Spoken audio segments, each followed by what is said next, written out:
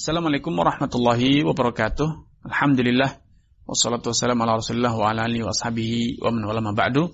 Kaum muslimin dan muslimat peserta grup Dirasat Islamiyah yang semoga senantiasa dirahmati Allah Subhanahu wa taala. Kita telah berbincang-bincang tentang hukum lelaki memandang wanita. Menurut al-muallif Al-Imam Abu Syuja', lelaki memandang kepada lawan jenis itu ada 7 kondisi. Kondisi yang keempat, yaitu Anda melihat lawan jenis wanita dengan tujuan Anda ingin menikahinya. Sebagian ulama lain mengatakan bahwa ia boleh melihat kepada wanita tersebut ketika wanita tersebut sedang berada di dalam rumahnya bersama mahramnya, sehingga nampak baginya rambut, kepala, leher, lengan, betis, bukan sekedar wajah, tetapi melihat anggota tubuh wanita yang biasa terlihat di tengah keluarganya. Kenapa? Karena dalam riwayat lain, Rasulullah SAW mengizinkan kepada sahabat Jabir, Mughirah bin Syu'bah, serta yang lainnya untuk melihat calon istri mereka. Kemudian Nabi SAW memberikan penjelasan, wa in kanat la ta'lam. Ya, boleh melihat kepada calon istri walaupun wanita tersebut dalam kondisi tidak menyadari sedang Anda perhatikan, sedang Anda lihat. Tentu hal itu hanya bisa terjadi ketika wanita itu sedang berada di tengah mahramnya atau mungkin di tengah-tengah komunitas wanita yang lain, sehingga dia merasa aman menanggalkan kerudungnya, mengenakan pakaian yang biasa dikenakan di dalam rumah. Jabir bin Abdullah menceritakan pengalamannya ketika dia ingin menikahi wanita dan dia ingin mengetahui seberapa cantikkah wanita tersebut dan apakah dia cocok atau tidak. Maka sahabat Jabir mengatakan, ketika aku hendak menikahi wanita, aku bersembunyi di bawah pohon kurma, di balik satu batang kurma. Dari sela-sela pelepah kurma tersebutlah aku mengamati wanita yang hendak aku nikahi tersebut. Sampai aku berhasil melihat wanita tersebut yang akhirnya menjadikan aku membulatkan tekad untuk menikahinya. Nah, berdasarkan riwayat-riwayat ini kemudian sebagian ulama mengatakan karena lelaki diizinkan untuk melihat dalam kondisi wanita itu tidak menyadarinya, maka hal ini kemungkinan besar hanya bisa terjadi ketika wanita tersebut sedang berada di tengah keluarganya, sehingga dia merasa aman menanggalkan kerudungnya, mengenakan pakaian yang sewajarnya dikenakan dalam rumah. Akhirnya nampaklah wanita tersebut seperti dalam kondisi normal, terlihat rambutnya dan lain sebagainya. Dan wallahu ta'ala alam, pendapat inilah pendapat yang secara tinjauan dalil dan secara de facto, secara fakta, pendapat ini lebih realistis. Karena pernikahan itu bukan hanya urusan wajah dan telapak tangan. Pernikahan itu juga berkaitan dengan rambut. Bisa jadi ketika wanita itu wajahnya mungkin tidak terlalu cantik, tapi ketika dia memiliki rambut yang indah, maka keindahan rambutnya menjadikan wajahnya yang tadi semula biasa saja menjadi bertambah cantik. Sehingga ini akan menjadikan lelaki tersebut mampu membulatkan tekad untuk kemudian menikahinya. Karena memang secara realita, ketika nanti dia menikah, dia pun kebanyakan waktunya dia akan berinteraksi dengan wanita tersebut dalam kondisi seperti ketika dia sedang berada di tengah-tengah mahramnya, yang membuka rambutnya, membuka kerudung kepalanya, kemudian mengenakan pakaian yang biasa dia kenakan ketika dia sedang beraktivitas di dalam rumahnya.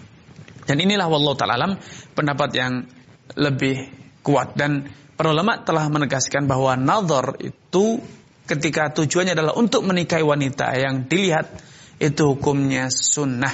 Bahkan ketika Al-Mughirah bin Syu'bah telah melamar seorang wanita dan mulai merencanakan prosesi pernikahan, ia menceritakan rencana tersebut kepada Nabi SAW. Kemudian Nabi bertanya kepadanya, hal nadharta ilaiha, wahai Mughirah, apakah engkau sudah melihat wanita yang hendak engkau nikahi tersebut? Beliau mengatakan, la, belum. Maka Nabi berkata kepada Al-Mughirah, idhab fandur ilaiha, fa inna fi a'yunil ansari syai'a. Segera pergilah dan lihatlah wanita yang hendak engkau nikahi tersebut. Karena sejatinya di mata wanita-wanita Ansar itu ada sesuatu. Para ulama berselisih pendapat apa yang dimaksud ada sesuatu di mata Ansar. Ada yang mengatakan banyak wanita Ansar itu yang juling. Ada yang mengatakan bahwa banyak wanita Ansar itu yang matanya sipit. Tapi dari redaksi hadis tidak ada petunjuk yang mengarahkan ke sana. Sehingga wallahu ta'ala alam, penafsiran yang lebih kuat menurut hemat saya adalah penafsiran yang mengatakan bahwa di mata wanita Ansor itu terdapat keindahan, sehingga ketika engkau melihatnya, engkau akan semakin tergugah, semakin bulat tekadmu untuk menikahinya. Karena memang tujuan nazar itu adalah untuk membulatkan tekad, bukan untuk memalingkan, bukan untuk menjadikan kita berpaling dan menghindari pernikahan. Nazar tujuannya, syariatnya adalah untuk menguatkan hasrat Anda, tekad Anda menikahi wanita tersebut. Sehingga penafsiran yang lebih kuat Allah Ta'ala adalah perkataan Nabi bahwa di mata wanita Ansor ada sesuatu. Maksudnya wanita mereka itu sangat cantik, wanita mereka itu sangat indah untuk dipandang. Sehingga Nabi ingin agar Mughirah bin Syu'bah sebelum betul-betul menikahi wanita tersebut, betul-betul ia telah memiliki hasrat yang sangat kuat. Karena dengan kuatnya hasrat, pernikahan itu akan menjadikan hubungan rumah tangga mereka semakin harmonis. Itu yang Nabi SAW jelaskan tentang hikmah disyariatkannya nazar. Beliau mengatakan fa'innahu ahra an yu'dama bainakuma. Dengan lelaki itu terlebih dahulu melihat wanita yang tidak dia nikahi, maka itu lebih layak, lebih potensi untuk terciptanya wifaq, terjadinya keharmonisan, terjadinya rumah tangga yang harmonis, yang bahagia. Kenapa? Karena memang kedua belah pihak betul-betul tekadnya untuk menikah itu sudah bulat. Laki betul-betul tidak ada alasan untuk menyesal, karena ketika dia melihat betul-betul hatinya telah terpikat dengan wanita tersebut. Apalagi ketika dalam proses nazar terjadi kontak mata. Dan subhanallah, kalau memang hati itu telah Allah ciptakan, Allah telah sandingkan, maka kontak mata itu akan menjadikan hati mereka berkomunikasi, ada kesepahaman, ada kecocokan. Rasulullah SAW bersabda, al-arwah junudun mujannada. Arwah manusia itu bagaikan pasukan yang terlatih. Fama ta'arafa minha talaf. Sehingga semua arwah yang ada kesepahaman, kecocokan, keselarasan, maka mereka akan mudah bersatu. Wa ma tanakara min ikhtilaf. Dan arwah itu jiwa manusia yang ternyata terjadi kesenjangan, maka mereka akan ikhtilaf, mereka akan saling bersilang, mereka akan saling menjauh. Sehingga mata itu subhanallah itu adalah gerbangnya hati, yang kalau ternyata ketika Anda proses nazar, Anda melakukan kontak mata dengan calon istri Anda, dan ternyata jiwa Anda betul-betul jiwa yang sejenis, jiwa yang memang telah Allah sandingkan, telah Allah takdirkan akan menikah, maka jiwa Anda akan berkomunikasi melalui pandangan mata tersebut, saling memberikan kabar melalui pandangan mata tersebut, tatap mata tersebut, bahwa kita memang jodoh, kita memang cocok.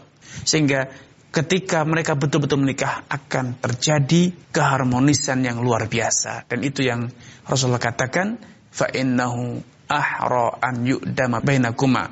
Dengan nazar yang dilakukan, dengan melihat sebelum proses pernikahan itu lebih layak untuk terciptanya wi'am, wifaq dan mawaddah antara kalian berdua. Ini yang bisa kami sampaikan pada kesempatan yang berbahagia ini. Semoga Allah Subhanahu wa taala menambahkan taufik kepada kita semuanya dan menjadikan kita termasuk orang-orang yang senantiasa yastami'unal qawla fayattabi'una hasanah. Kurang dan lebihnya mohon maaf. Billahi taufiq wal hidayah.